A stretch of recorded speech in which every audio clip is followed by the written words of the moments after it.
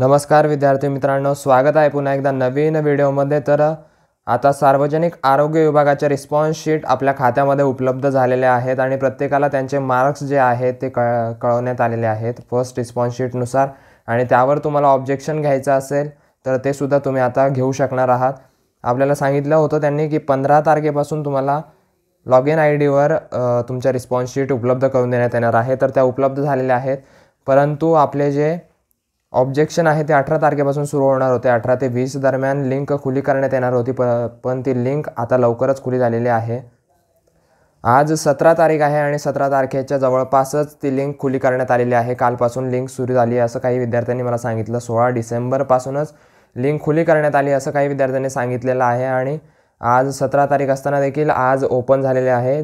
जरी त्यांनी 18 ते 20 दरम्यान कालावधी दिलेला होता तरीसुद्धा रिस्पॉन्स तुम्हाला जे आहे ऑब्जेक्शन घेण्यासाठी ते आता लवकर खुलं करण्यात आलेलं आहे। तर त्याबाबत आपण इन्फॉर्मेशन बघणार आहोत, नेमका रिस्पॉन्स कसा भरायचा आहे आणि त्या बाबतीत आपण डॉक्युमेंट कुठून अपलोड करणार आहोत, आपल्याला ऑब्जेक्शनसाठी तुम्हाला प्रूफ कुठून मिळणार आहे, तर ते सुद्धा आपण सगळे या व्हिडिओमध्ये बघणार आहोत। सर्वप्रथम व्हिडिओला लाईक करा आणि तुम्हाला व्हिडिओ शेवटपर्यंत बघा पूर्ण इन्फॉर्मेशन हवी असेल तर, आणि नवीन अपडेटसाठी सबस्क्राईब करायला विसरू नका आपल्या यूट्यूब चॅनलला मी अधिकारी। तर बघूया आता आपण नेमकं कसं करणार आहे आणि रिस्पॉन्समध्ये आपण ऑब्जेक्शन कसं घेणार आहोत। तर आपली जी फीस आहे ती त्यांनी 100 रुपये सांगितलेली होती। तर बघूया आपण ऑब्जेक्शन कसं घेणार आहे आणि रिस्पॉन्समधून तुमचं क्वेश्चन आय डी वगैरे कसं काढणार आहे आणि प्रूफ कसे देणार आहे तुमच्या रिस्पॉन्सशी रिलेटेड। सर्वप्रथम आपल्याला इथे लॉग इन करून घ्यायचं आहे। ऑफिशियल जी वेबसाईट आहे, लॉग इनची जी लिंक आहे ती तुम्हाला डिस्क्रिप्शनमध्ये दिलेली आहे। डिस्क्रिप्शनमध्ये जाऊन तुम्ही त्या लिंकवर क्लिक करून तुम्ही लॉग इन करू शकणार आहात। इथे आपण पासवर्ड वगैरे एंटर करून लॉग इन आय डी आणि पासवर्ड एंटर करायचा आहे आणि लॉग इन करायचं आहे। मी माझा पासवर्ड आणि log in I D enter करतो आणि इथे लॉग इन करतो आता, आणि कॅप्चा एंटर करून लॉग इनला क्लिक करायचं आहे आपल्याला।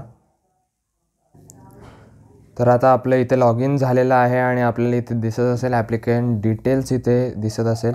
इथे आपलं रजिस्ट्रेशन आय डी वगैरे सगळं आहे। इथे पोस्ट सिलेक्शन आणि इथे हेल्प डेस्क, तर आपल्याला पोस्ट सिलेक्शनमध्ये जायचं आहे।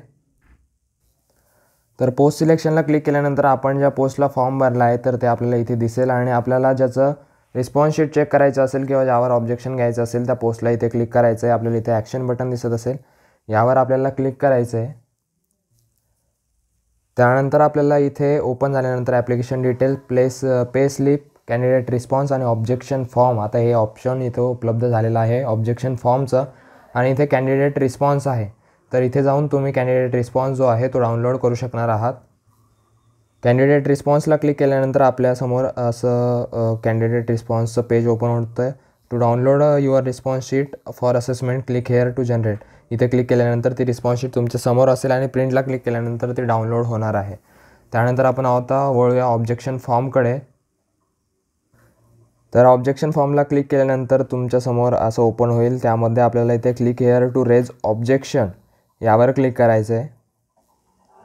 त्यावर क्लिक केल्यानंतर आपल्यासमोर काही इन्स्ट्रक्शन्स ओपन होणार आहेत आणि तुम्हाला इथे सांगण्यात आलेलं आहे की जिथे स्टार केलेलं आहे त्या फील्ड्स आपल्यासाठी मॅन्डेटरी असणार आहे, त्या फील्ड तुम्हाला भरणं गरजेचंच असणार आहे। तर इथे आपल्याला इन्स्ट्रक्शन वाचून घेऊया आपण थोड्याशा व्यवस्थित। आपल्याला इथे दिलेलं आहे की तुम्हाला क्वेश्चन आय डी असणं महत्त्वाचं असणार आहे। इथे आपण बघू शकतोय, note down the question I D for which you are thinking to raise objection. तर तुम्हाला ज्या प्रश्नावर ऑब्जेक्शन घ्यायचं आहे तर त्याचा तुम्हाला question I D naught down करणं गरजेचं असणार आहे। आणि क्वेश्चन आय डी कुठे भेटणार आहे, तर आपण जी रिस्पॉन्स शीट डाउनलोड केलेली आहे त्यामध्ये आपल्याला इथे क्वेश्चन आय डी इथे दिसत असेल। असा प्रश्न बघूया आपण पहिला। तर यामध्ये इथे आपल्याला क्वेश्चनचा टाईप आणि इथे क्वेश्चन आय डी 2 नंबरला इथे दिसत असेल। इथे क्वेश्चन आय डी आपल्याला दिलेला आहे, हा क्वेश्चन आय डी आपण नोट डाऊन करून घ्यायचा आहे आणि त्यानंतर त्यावर ऑब्जेक्शन आपल्याला घेता येणार आहे। तर क्वेश्चन आय डी फार महत्त्वाचा असतो आणि क्वेश्चन आय डीवरच सगळं जे तुमचं त्यानंतरसुद्धा जी क्वेश्चनची लिस्ट येते ती क्वेश्चन आय डीनुसार येत असते, शिफ्ट वाईज ती, किंवा मग तुम्हाला shift wise first, second, third असं सांगण्यात येत नाही। तर क्वेश्चन आय डीवरून तुम्हाला सांगण्यात येतं की हा प्रश्न चुकीचा होता आणि यावर तुमचे मार्क्स जे आहेत ते तुम्हाला दिलेले आहेत। त्यामुळे क्वेश्चन आय डी फार महत्त्वाचा आहे। क्वेश्चन आय डी आपल्याला इथून नोट डाऊन करायचा आहे जो प्रश्नावर तुम्हाला ऑब्जेक्शन घ्यायचं असेल। प्रत्येक प्रश्नाचा क्वेश्चन आय डी वेगळा असतो। त्यानंतर इथे आपल्याला सांगितलं आहे की the question ID which is use for all references is mention to the right of the question, ते आपल्याला आपण बघितलं. त्यानंतर objection must be enter in only in English, फक्त इंग्लिशमध्ये आपल्याला जे आहे ऑब्जेक्शन रेज करायचं आहे इंग्लिशमध्येच. आपण त्यामध्ये काय तुम्हाला एक्सप्लेनेशन द्यायचं आहे ते सगळं तुम्हाला इंग्लिशमध्ये द्यावं लागणार आहे. त्यानंतर objection one submitted can not be edited later, एकदा तुम्ही ऑब्जेक्शन सबमिट केलं की त्यामध्ये तुम्हाला कोणती एडिट करता येणार नाही किंवा त्यामध्ये तुम्हाला कोणतंही नंतर इन्फॉर्मेशन ॲड करता येणार नाही आहे. त्यानंतर इथे आपल्याला सांगितलं आहे supporting document of maximum size सांगितली आहे. आणि before submission of objection it is mandatory for candidate to upload supporting document. तर सपोर्टिंग डॉक्युमेंट तुम्ही कुठून घेणार आहात, रेफरन्स तुम्ही कुठून घेणार आहात, तर ते रेफरन्सचं तुम्हाला सांगतो की रेफरन्स जो आहे तो रेफरन्स तुम्हाला एकतर NCERT ज्या बुक असतील त्यातून घ्यायचं आहे. त्यानंतर तुमच्या स्टेट बोर्डच्या ज्या बुक असतील त्यातून तुम्ही घेऊ शकतात किंवा तुमच्या युनिव्हर्सिटीच्या वगैरे तुम्ही ज्या युनिव्हर्सिटीतून शिकला आहात टेक्निकलसाठी युनिव्हर्सिटीच्या बुक्स ज्या आहेत ज्या ऑफिशियल महाराष्ट्र तांत्रिक मंडळाकडून व्हेरीफाईड असतात तर त्या बुक तुम्ही रेफरन्ससाठी वापराल तर ते योग्य असणार आहे. त्या बुक तुम्हाला वापरणं गरजेचं असणार आहे कारण त्याच त्या रेफरन्ससाठी व्हॅलिड पकडतात. तुम्ही बाकी कोणत्याही बुक वापरल्या मार्केटमधील तर त्या बुक तुमच्या रेफरन्ससाठी व्हॅलिड पकडणार नाही आहे. त्यामुळे रेफरन्स तुम्हाला व्यवस्थित देणं गरजेचं आहे. आणि राहिला प्रश्न मॅथमॅटिक्स इक्वेशन वगैरे असतील किंवा मग रिझनिंगचं असेल तर त्यामध्ये तुम्ही साधं एका पेपरवर सोल्युशन बनवून जरी त्यामध्ये सांगितलं तरीसुद्धा ते चालतं.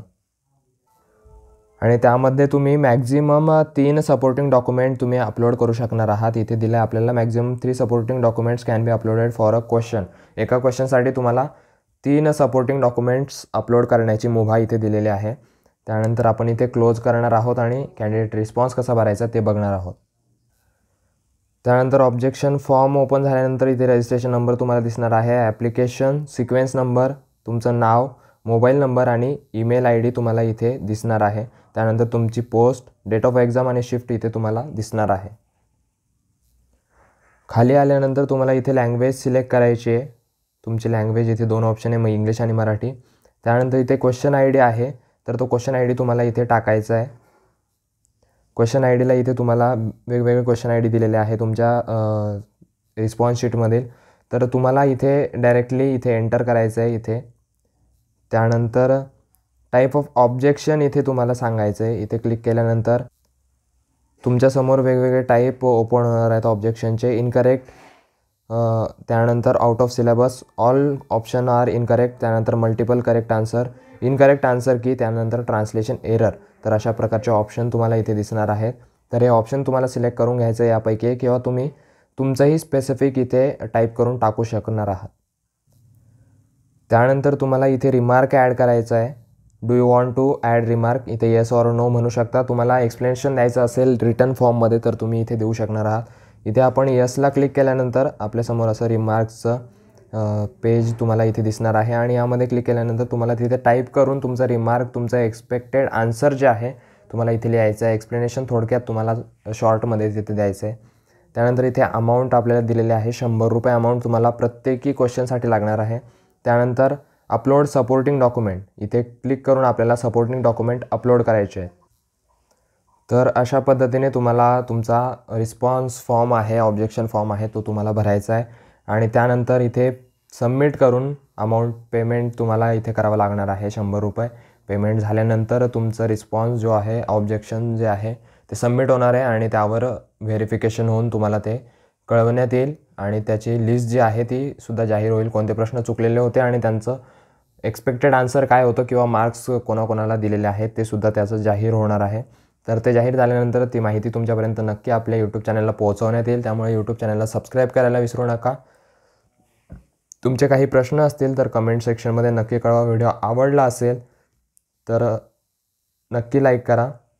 तर अशाच नवीन इन्फॉर्मेशनसह भेटूया नेक्स्ट व्हिडिओमध्ये. तोपर्यंत काळजी घ्या. All the best.